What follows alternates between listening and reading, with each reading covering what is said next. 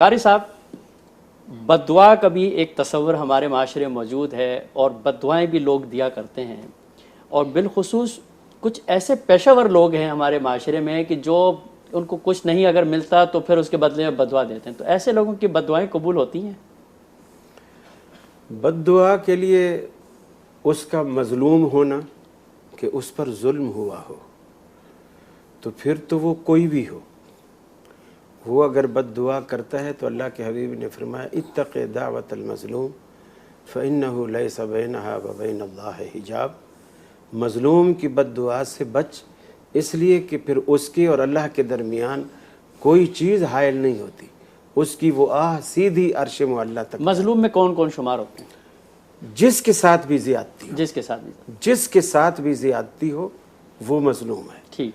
जिसकी हक तलफी हुई हो, जिसको नाजायज़ मारा पीटा गया हो, नाजायज़ सज़ा दी गई हो, नाजायज़ उसकी जायदाद पे कब्ज़ा किया गया हो, उसकी जेब काटी गई हो, उसकी इज़्ज़त लूटी गई हो, तो जो वो सारे वो लोग जो इस उससे गुज़रते हैं वो सारे के सारे मज़लूम हैं। ठीक।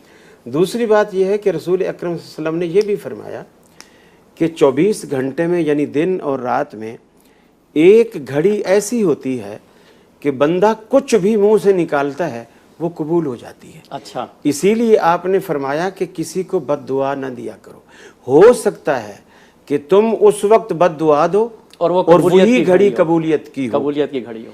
और ये माँ बाप को भी मना किया है कि औलादों को, जैसे अक्सर माँ बाप भले वो दिल से नहीं कहते लेकिन तंग आकर अक्सर कहते हैं, अल्लाह करे तू ट्रक के नीचे आए, तुझे काला सांप काटे, तुझे ये करे वो करे, ये भी नहीं कहना चाहिए।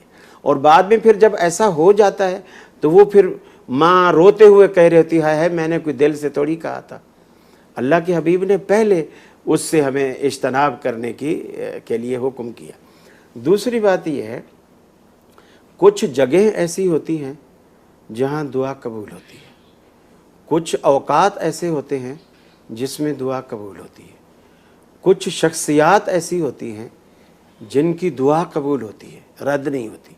जैसे एक मज़लूम का जिक्र है, इसी तरह फरमाया दावतुल मुसाफिर, इसी तरह फरमाया दावतुल वालिद ले वालिदिही, कि माँ बाप की जो दुआ है, वालिद की दुआ औलाद के हक़ में अल्लाह रद्द नहीं करता, मुसाफिर की दुआ को रद्द नहीं करता, इसी तरह मज़लूम की दुआ को रद्द नहीं करता।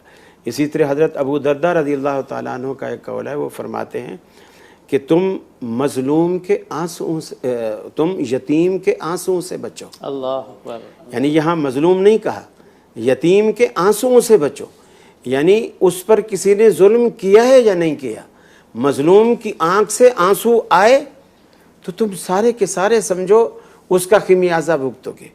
उसको हमेशा मुस्कराता रखो, उसको खुश रखो, उसमें आंसू ना देखो। अगर यतीम की आंख में आंसू आ गए तो अल्लाह ताला तुम्हें कभी खुश नहीं रखेगा।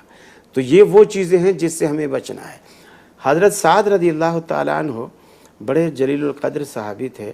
अल्लाह हज़रत उमर फ़ारूक के दौरे खिलाफत में इनको शाम की तरफ गवर्नर बना के भेजा गया।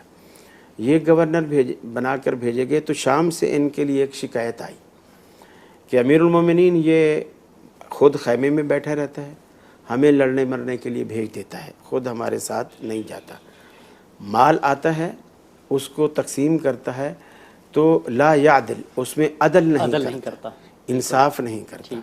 दूसरा, जब कोई फ़ैसला अदालत में अगर आता है तो उसमें अपने और पराये में फ़र्क करता है, उसमें भी इंसाफ के दामन को छोड़ देता है।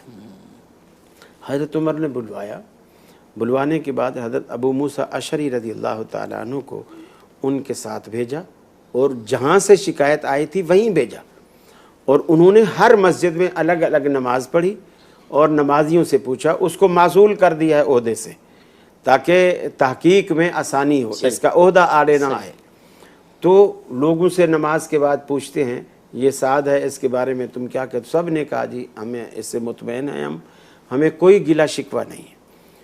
एक जगह एक मस्जिद में पहुँचे, गालिबन कूफा की ही कोई जामे मस्जिद थी, वहाँ एक शख्स खड़ा हुआ और उसने कहा ये तो सारे डरपोक हैं और ये मुंह पे खुशामद करने वाले लोग हैं, मैं हक गो आदमी हूँ, मैं तो किसी से डरता वरता नहीं हूँ, मैं मुंह पे कहता हूँ।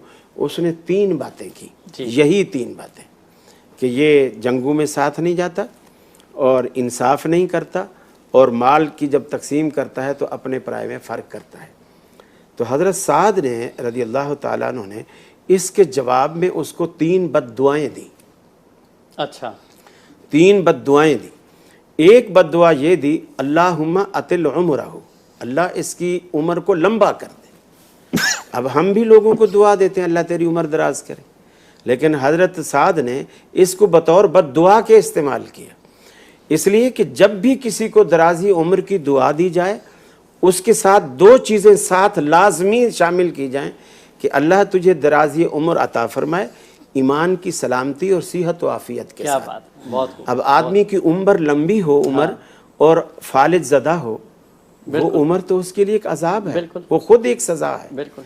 तो पहली बद्दुआ ये दी, अल्लाहुम्मा अतिल उम्रहु, अल्लाह इसकी उम्र को लंबा कर दे।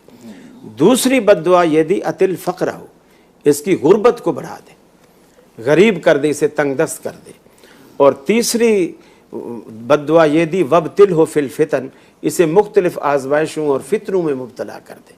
साहबा बयान करते हैं उस शख्स ने इतनी लंबी उम्र पाई कि ये जो भम्मों का चमड़ा है ना, ये चमड़ा लटक के रुखसारों पर आ गया। अल्लाह, वो देखने के लिए हाथों से इस चमड़े को उठाता था और फिर देखता था, और सड़कों पे पड़ा रहता था, भीख मांगता था गुर्बत की वजह से। ये जो दूसरी बद्दुआ थी, वो पहली लंबी उम्र की थी जी। ये दूसरी बद्दुआ थी।